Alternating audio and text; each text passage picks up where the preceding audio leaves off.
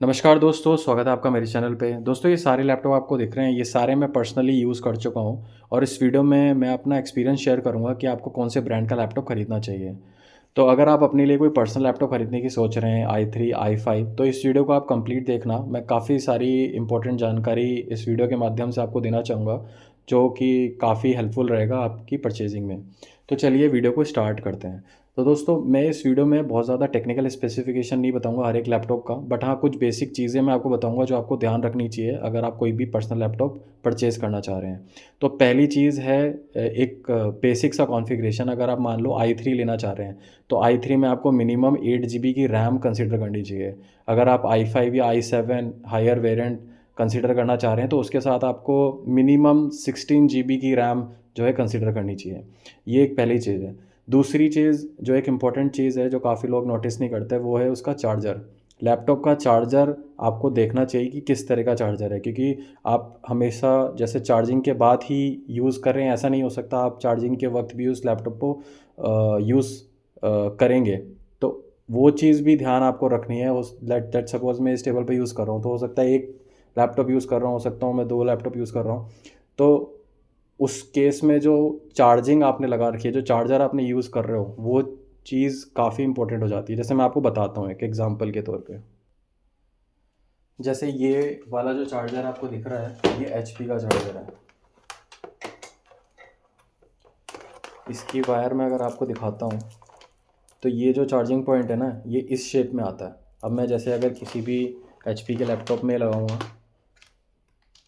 ये इस तरह से लग जाएगा। आप इसकी वायर को इस तरीके से अरेंज कर सकते हैं। मैं आपको क्यों दिखा रहा हूँ, मैं आपको एक बार डेल का भी दिखाता हूँ, क्योंकि मेरे को ये इशू फेस हुआ था। ये डेल का चार्जर है। अब मैं इसकी आपको वायर दिखाता हूँ। इसका जो चार्जिंग पॉइंट है ना, इस तरीके से आपको खुद समझ में आ जाएगा। जैसे मैं आपको लगा के दिखाता हूँ एक बार।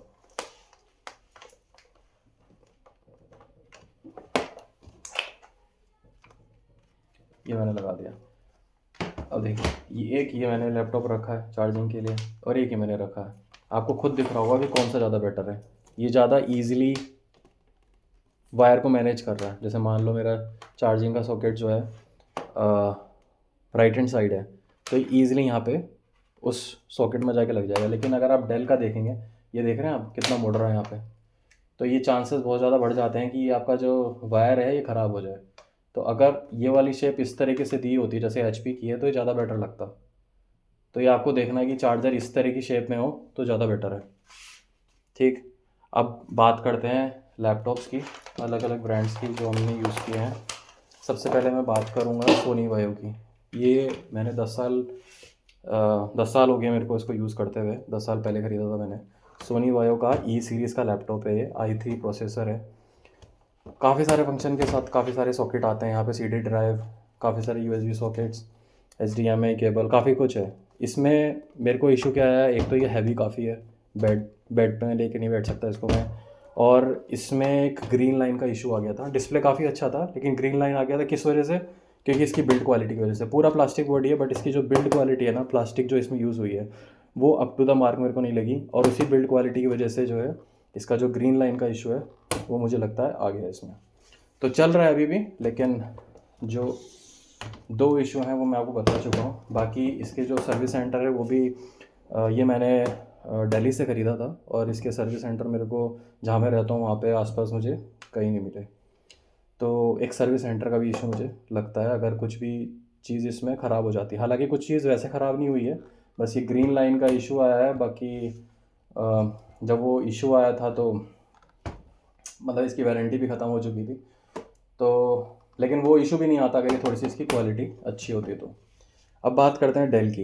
ये इसके बाद मैंने फिर डेल ख़रीदा था। इसकी आप प्लास्टिक बॉडी देख रहे हैं कितनी, और इसके कंपैरिजन में काफ़ी सही प्लास्टिक बॉडी है इसकी। और इसमें मेरे को ऐसा कुछ ग्रीन लाइन का इशू अभी तक नहीं हुआ है। इसमें सिर्फ दो इशू हैं। पहला इशू है कि इसका चार्जिंग का, जैसे मैंने आपको बताया था वायर इसकी काफ़ी मुड़ रही थी, और उसी वजह से क्या हुआ था कि वो चार्जर ख़राब हो गया था। तो इसका चार्जर रिप्लेस हुआ था।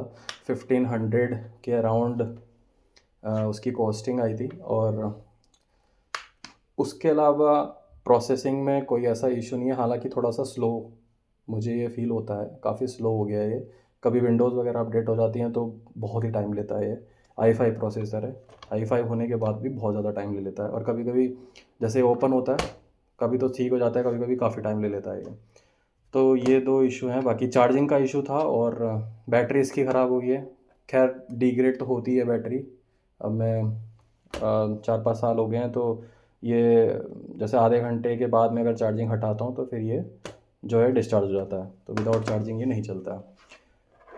उसके अलावा कोई मेजर जैसे अंदर से कोई पार्ट वगैरह ख़राब हुआ हो, ऐसा मुझे कुछ इशू देखने को नहीं मिला इसमें। अब बात करते हैं HP की। तो ये तीनों ही लैपटॉप मैं यूज़ कर रहा हूँ। ये वाला i3 है, वो दोनों i5 है। अब एक एक करके बात करते हैं। ये i3 लैपटॉप है। अब इसमें ये मेरे को अ, हो गए हैं ये 2-3 साल, 3 साल हो गए होंगे आई थिंक। 3 साल पहले मैंने ये ख़रीदा था। i3 प्रोसेसर है, कुछ ऐसा इशू नहीं हुआ। लेकिन मैं एक चीज़ हाँ बताना चाहूँगा, जैसे दोस्तों ये जैसे HP की बॉडी है ना, ये प्लास्टिक नहीं लगती है ना, एलुमिनियम और कुछ और मटेरियल मिक्स है इसमें एलुमिनियम में, मुझे ऐसा लगता है, जो फील आता है। देखने में तो अच्छा है, लेकिन मैं एक इंसिडेंट बताना चाहूँगा। जैसे मैं फ्रेंड के हाउस गया था, तो वहाँ पे मैं डेल का यूज़ कर रहा था, पूरी प्लास्टिक बॉडी है, तो वहाँ पे मुझे ऐसा, वहाँ पे उनके ना कमरे पे कुछ अर्थिंग का इशू था। तो इसमें तो मुझे कोई करंट फील नहीं हुआ, लेकिन इसमें मुझे ना हल्का हल्का करंट फील हो रहा था जब मैं इसको यूज़ कर रहा था।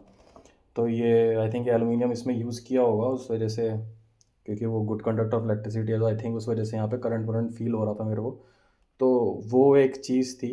अ, हो सकता है कि आपके पास आप इसको यूज़ करें तो ना फील हो, बट वहाँ कहीं भी अगर आप इसको यूज़ कर रहे हैं, अगर उस तरह का इशू है अर्थिंग वगैरह का, तो हो सकता है यहाँ पे आपको करंट वरंट, बहुत ज़्यादा करंट नहीं आ रहा था, लेकिन हाँ एक जो है एक ठीक ठाक सा करंट मेरे को फील हो रहा था इसमें, और वो इस बॉडी की वजह से ही हो रहा था।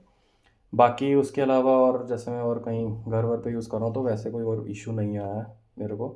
बाकी और एक चीज़ मैं बताना चाहूँगा, जैसे इसमें काफ़ी सारे लैपटॉप्स आते हैं HP के, तो किसी में आता है शटर, किसी में नहीं आता। तो यहाँ पे आप देख रहे हैं ये वाला शटर नहीं था इसके पे, तो यहाँ पे मैंने ये वाइट पेपर लगा रखा है। बाकी जो i5 जो दिख रहे हैं आपको दोनों, इन दोनों में जो है शटर आता है बाय डिफ़ॉल्ट। तो मैं ये सजेस्ट करूँगा कि अगर आप लैपटॉप खरीद ही रहे हैं, तो मेक श्योर करें कि उसमें शटर हो तो ज़्यादा बेटर है प्राइवेसी के लिए। कभी कभी चीज़ें नहीं ध्यान रहती, वो ज़्यादा बेटर है अगर शटर, क्योंकि आ ही रहा है तो कंसिडर करें उस चीज़ को भी, मुझे लगता है। बाकी और कोई मुझे इशू नहीं लगा। मैं एक बार आपको ओपन करके दिखाता हूँ i5B। इसमें आप देख रहे हैं इस तरीके से ये शटर दे रखा है स्क्रीन का बाय डिफ़ॉल्ट। ये काफ़ी सही चीज़ लगी मेरे को, ये होनी चाहिए। और वो बिल्कुल न्यूली मैंने अभी ख़रीदा है, तो ये यूज़ करते हुए मेरे को अराउंड 2 साल के आसपास, 2 से 3 साल के आसपास मेरे को ये यूज़ करते हुए हो गया है। और ये रिसेंटली मैंने ख़रीदा है इन दोनों को। अभी इसमें एक मुझे और बेस्ट पार्ट लगा है कि जैसे डेल का लैपटॉप मैं यूज़ कर रहा हूँ, मैं कोई नया ख़रीदूँगा ना, तो उनका दूसरे तरह का चार्जर भी आ रहा है, लेकिन ये तीनों के चार्जर ना बिल्कुल सेम है। मैं मतलब मैं कोई सा भी चार्जर किसी भी HP लैपटॉप में यूज़ कर सकता हूँ। तो ये चीज़ मुझे बेटर लगी इसमें, कि चार्जर सेम है और फास्ट चार्जिंग इसमें प्रोवाइडेड रहती है। तो अब मैं आपको बता देता हूँ कि क्या क्या चीज़ें आपको कंसिडर करनी चाहिए। तो देखिए, एक तो अ, अब हाँ एक चीज़ मैं बताता हूँ, मेरे को वैसे मेजर इशू नहीं आया है HP में। मेरे को क्या हुआ था कि एक बार जो इंटरनेट कनेक्टिविटी था ना, जैसे जो घर का वाईफाई था वो नहीं चल रहा था इसमें। तो उसके लिए मैंने HP पे कनेक्ट किया था, तो ऑनलाइन उन्होंने कनेक्ट किया था, अपडेट वगैरह करा, विंडो कुछ कुछ चीज़ें उन्होंने बताई थी, वो मैंने करी थी। हालांकि वो सॉफ्टवेयर से रिजॉल्व नहीं हुआ था वो, फिर राउटर मैंने रीस्टार्ट करा था तो चल गया था। तो लेकिन ऑनलाइन सपोर्ट मेरे को इमीडिएट मिला था इसमें HP में। और सॉफ्टवेयर के लिए वो घर विज़िट करने के लिए रेडी नहीं थे। ये थोड़ा-सा वियर्ड था कि जब इश्यू सॉल्व नहीं हो रहा, तो यार कोई विज़िट ही करा दो घर पे। तो सॉफ्टवेयर इश्यू के लिए वो होम विज़िट नहीं करते HP वाले, तो ये मैंने एक्सपीरियंस करा। बाकी इमीडिएट सपोर्ट आपको ऑनलाइन इसमें मिल गया था।